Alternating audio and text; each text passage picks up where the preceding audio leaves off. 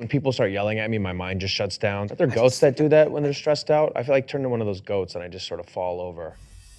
Coming up on the Vanderpump Rules After Show. Don't speak on behalf of the whole group. You're not the queen of the group. Okay. You know, I became synonymous with the affair or whatever. I was a culprit. I did have to ego check her there. Your ego's getting a little like, come on. Now it's my ego. Yeah. Sounds like Tom Sandoval. Yeah. This does not excuse what the I did, but that is what I dealt with a lot behind closed doors. Tom's party is like a who's who.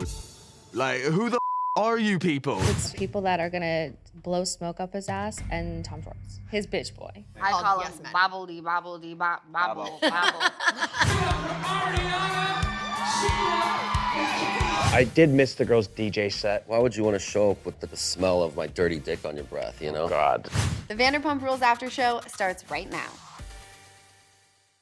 Schwartz, you were tasked with getting the group back together. Well, I had a plan. It was very important for me to go to individuals and speak to them one-on-one and present them with this idea, because I knew if I did it in a group setting, especially with Ariana present, that it was going to turn into a dumpster fire. Public stoning. That's kind of what happened. This isn't gonna be a situation where you bridge some sort of gap and he comes like back into the fold.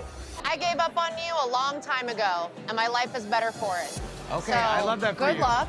She started going in on me and belittling me, and I think, honestly, it was one of her lower moments. You kind of let Schwartz have it. You tell him that I gave up on you a long time ago. My life is better for it. Wow, that's kinda cool. He Spicy. says that you're not the queen of the group. Okay. Okay, don't speak You on don't behalf hear of the it. whole group. You're not the queen of the group. Come on. First of all, you're not my queen. I was annoyed that she's, you know, took it upon herself to speak on behalf of the other girls who I hadn't even really addressed it with yet. You know, I became synonymous with the affair or whatever. I was a culprit. Whatever. That man. It's ridiculous. And all the rage she had pent up with Tom, she took out on me in that moment, which I still think is absurd. Also, like, when people start yelling at me, my mind just shuts down, so I don't remember exactly how it played out, you know? Are there goats that do that when they're stressed out? I feel like turn into one of those goats and I just sort of fall over. That was one of those moments, one of the first moments where I don't know. I haven't really thought about this until now. Something about that moment just really rubbed me the wrong way. Listen, him saying shit like that is exactly why I'm not friends with him. And if anyone's gonna be able to speak to who I am as a person, it's not someone that I haven't spoken to since we were filming the reunion in mid-March. So that right there is the type of shit that just proves me right. And like, no shit, I'm not queen of anything, but I will do what I wanna do, which is not go on this dumb But how does like you not wanting to go on a trip translate into like you thinking telling you're queen people, yeah. I think she deserves to act like the queen of the group I think right there's a now. queen of the group every year. It's That's true. never really been Ariana, and she's finally, in my opinion, like standing out. You know, before it was like very much, she was just like the cool chick with like no opinion. She was always Switzerland. It was like, allow her to have this moment. She had a really fucking tough year. Let her go out and kill the game and be the queen bee for a minute. Like, what's the fucking problem? I agree. I feel like there's a queen every year, you know? Yes. And Ariana's the queen this year, yeah. Yeah, I second what both of them said. There is always a queen. It's never been me, so. Really? I support the queens because they're all my friends, and yeah. I've never had a good season. You've had a good year. I've never had a good season on this show. Really? I've never been the most liked on this show, ever. I've accepted it and I'm used to it. So whoever the new queen is, I support them. They're my friend. And, you know, she had a tough year, yeah. I agree with what you said. Being a queen is also just a state of mind. Right. Because I constantly think I'm the queen bee. Like, at all fucking times.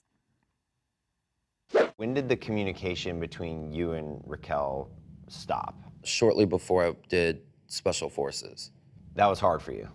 Really hard, yeah. It does hurt my feelings that Raquel didn't text me today.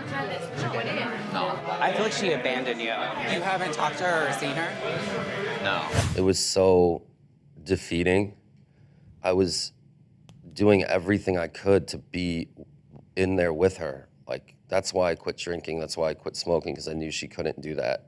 You know, like, I wanted her to, when she got out, to be like on the same page. Like maybe we could have our first drink together. You mean you wanted to coach her? Yeah. That's supposed to be a joke. You got a single shot on? Can I go pee real quick? It'll take me 2 minutes. Yeah. It's okay? Cool? Yeah. It's really bad. I drank like 5 waters. Okay. Why do you think she did cut you off? I think there's a lot of reasons. I feel like it hurt. It hurts me to hear the things that she says because I was always such a champion of her and being empowered by herself and making her own decisions. I was always the one to like push her up and tell her what a smart, like powerful woman she is and is becoming. And I think a lot of it had to do with her parents not liking me and being mad at that she ended up in this situation and blaming me for that. And you know, obviously, it's partly my fault, it's partly her fault, you know? Like, definitely not blameless. But her publicist would just constantly say optics, optics, optics, you know? And I think the optics of the situation became the priority over anything else. You made an observation that Sandoval's friend seems to be on payroll.